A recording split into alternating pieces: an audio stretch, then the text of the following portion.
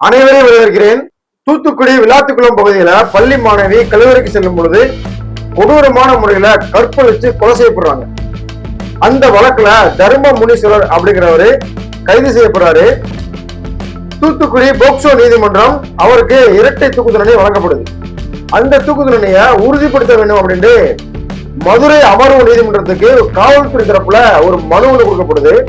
தர்ம முனீஸ்வரனுடைய தரப்புல இந்த வழக்குக்கும் தர்ம முனீஸ்வரனுக்கும் எந்த சம்பந்தமும் இல்லை, நாங்க மேல்முறையீடு செய்ய போறோம் அப்படின்ட்டு கூறப்படுது. உண்மையிலே என்ன நடந்துச்சு, தர்ம முனீஸ்வரனுக்கு இதுக்கு தொடர்பு இருக்கா இல்லையா, அவங்களுடைய தர்ம முனீஸ்வரனுடைய தரப்புல என்ன சொல்றாங்க, அவங்களுடைய தாய் என்ன கூறுறாங்க அப்படிங்கிற பத்தி தான் இந்த வீடியோல நம்ம தெளிவா பார்க்க போறோம். வாங்க வீடியோக்குள்ள போவோம். மக்களே, தூத்துக்குடி மாவட்டத்தில் இருக்கக்கூடிய விளாத்துக்குளம் பகுதியில 12வது படிக்கக்கூடிய மாணவி கழிவறைக்கு போறாங்க. கழிவறைக்கு போகும்போது அங்க கொடுமையான முறையில பாலியல் வன்கொடுமை செய்யப்பட்டு கொலை செய்யப்படுறாங்க. இது ஒட்டுமொத்த தமிழ்நாட்டையே புரட்டி போடுது. இந்த வழக்கு மிகப்பெரிய ஒரு பதட்டத்தை ஏற்படுத்தி பேசும் பொருளாக மாறி தமிழ்நாட்டையே உழுக்குது. அப்படிப்பட்ட நிலையில குற்றவாளி வலைவீசி தேடப்படுறாரு. குற்றவாளியை பிடிச்சாச்சு அப்படின்ட்டு தர்ம முனீஸ்வரர் அப்படிங்கிறவரை அரெஸ்ட் பண்றாங்க. அந்த வழக்குல அரெஸ்ட் ஆறாரு தர்ம முனீஸ்வரர். அவருக்கு தூத்துக்குடி போக்சோ நீதிமன்றம் இரட்டை தூக்கு தண்டனை வழங்குது. கடந்த ஜூன் 5ஆம் தேதி காவல்துறை தரப்புல மதுரை அமர்வு நீதிமன்றத்துக்கு ஒரு மனு ஒண்ணு கொடுக்கப்படுது.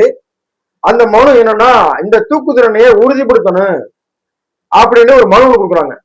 அதுக்கு தர்ம முனீஸ்வரன் தரப்பு ஒண்ணு ஒரு பகீர் தகவல் கொடுத்துருக்காங்க. நாங்க மேல்முறையீடு பண்ண போறோம், இந்த வழக்குக்கும் தர்ம முனீஸ்வரனுக்கும் எந்த சம்பந்தமுமே இல்லை அப்படின்ட்டு மேல்முறையீடு பண்ண போறதாக சொல்லியிருந்தாங்க. இப்ப உயர் நீதிமன்றம் என்ன சொல்லிருக்காங்க அப்படின்னா, திங்கட்கிழமை மேல்முறையீடு பண்ணுங்க அப்படின்ட்டு அந்த வழக்குக்கான அவகாசத்தை கொடுத்துருக்காங்க. இந்த நிலையில தான் இந்த வழக்குல ஒரு மிகப்பெரிய ஒரு ட்விஸ்ட் ஒண்ணு வெளியாகுது. என்ன அப்படின்னா, இந்த கொலைய இந்த பாலியல் வன்கொடுமைய பண்ணது தர்ம முனீஸ்வரன் இல்ல, திமுகவை சேர்ந்த ஒரு நபர் தான் இந்த வேலையை பண்ணது. திமுகவை சேர்ந்த ஒரு நபர் தான் இந்த வேலையை பண்ணாரு அப்படின்ட்டு இன்னைக்கு சமூக ஊடகங்கள்ல பரபரப்பா பேசப்பட்டு வருது. எலெக்ஷன் நேரத்துல இந்த திமுகவை சேர்ந்த இந்த நபர் செஞ்சாரு அப்படின்னு வெளியில வந்துச்சுன்னா பெண்களுக்கு பாதுகாப்பை உறுதி செய்யறதுல ஏன்னா தொடர்ந்து தோல்வி அடைந்து வரக்கூடிய இந்த திமுக அப்படிங்கிற மிகப்பெரிய ஒரு குற்றச்சாட்டிலிருந்து வாக்கு வங்கியை வெகுவா குறைச்சு தோல்வி அடைகிறதுக்கு மிகப்பெரிய காரணமாக இந்த வழக்கு அமைஞ்சிடும். அப்படிங்கிறதுனால இதை மூடி மறைச்சு அந்த குற்றவாளி தெரிஞ்சும் அந்த குற்றவாளியை மறைக்கப்பட்டு காவல்துறை இந்த வழக்கை ஜோடிச்சு தர்ம முனீஸ்வரன் போடப்பட்டதாக தர்ம முனீஸ்வரனுடைய தாயார் லிங்கம்மாவும் அவருடைய வழக்கறிஞர் ராஜசேகரனும் தொடர்ந்து இந்த குற்றச்சாட்டை வச்சுட்டு வந்திருக்காங்க சமூக வலைதளங்கள்ல. ஏன்னா ஏற்கனவே இந்த வழக்கு விசாரிக்கப்பட்டு இந்த வழக்கு நிரூபிக்கப்பட்டு, ஏன்னா சும்மா ஒருவருக்கு தூக்கு தண்டனை வழங்க முடியாது. இந்த வழக்கு விசாரிக்கப்பட்டு நிரூபிக்கப்பட்டு தர்ம முனீஸ்வரன் அப்படிங்கிறவருக்கு இரட்டை தூக்கு தண்டனை வழங்கி தூத்துக்குடி போக்சோ நீதிமன்றம் உத்தரவிட்டிருக்கு.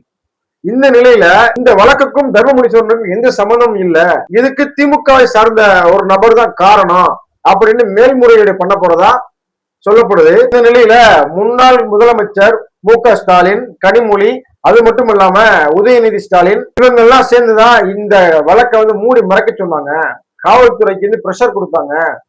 அது மட்டும் இல்லாம இந்த வழக்கு ஜோடிக்கப்பட்டது கொளத்தூர் காவல் நிலையத்துல வச்சு அப்படின்ட்டு மிகப்பெரிய பரபரப்பான செய்திகள்லாம் ஊடகத்துல இன்னைக்கு பரவிக்கிட்டு வருது.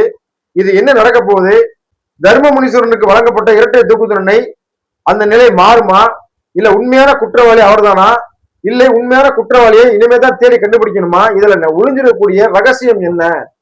இன்னைக்கு திமுகவினுடைய ஆட்சி மீண்டும் வந்திருந்தால் இந்த வழக்கில் எந்த திருப்பமும் வந்திருக்காது. தர்ம முனீஸ்வரனுக்கு வழங்கப்பட்ட தூக்கு தண்டனையாக இருந்திருக்கும். ஆனால் இன்னைக்கு தாவேக்காவுடைய ஆட்சி வந்ததுனால இந்த வழக்கு மீண்டும் தூண்டி துருவப்பட்டு மேல்முறையீடு செய்யப்பட்டு இந்த வழக்கில் உண்மையான குற்றவாளியை கண்டுபிடிப்பதற்கான வேலையை செஞ்சுட்டு வராங்க அப்படின்ட்டு சமூக வலைதளங்கள்ல மிகப்பெரிய ஒரு பரபரப்பான செய்தியெல்லாம் பரவிக்கிட்டு இருக்கு. இந்த குற்றத்தை செஞ்சது யாராக இருந்தாலும் உண்மையான குற்றவாளி தண்டிக்கப்பட வேண்டும். தப்பு செய்யாமல் ஒருவர் மீது பழி போடுவது மிகப்பெரிய குற்றம். அது மட்டும் இல்லாம இது பாலியல் வன்கொடுமை கொலை. இந்த கொலை சாதாரணமானது இல்ல, ஒரு மாணவி கொலை செய்யப்பட்டிருக்காங்க. அதுவும் கழிவறையில கொடூரமான முறையில கற்பழிச்சு கொலை செய்யப்பட்டிருக்காங்க. இது வந்து சாதாரண வழக்கு இல்லை. இந்த வழக்குல பொய்யா ஒருவர் மீது ஒரு வழக்கை ஜோடிச்சு போட்டா அது மிகப்பெரிய ஒரு குற்றம்.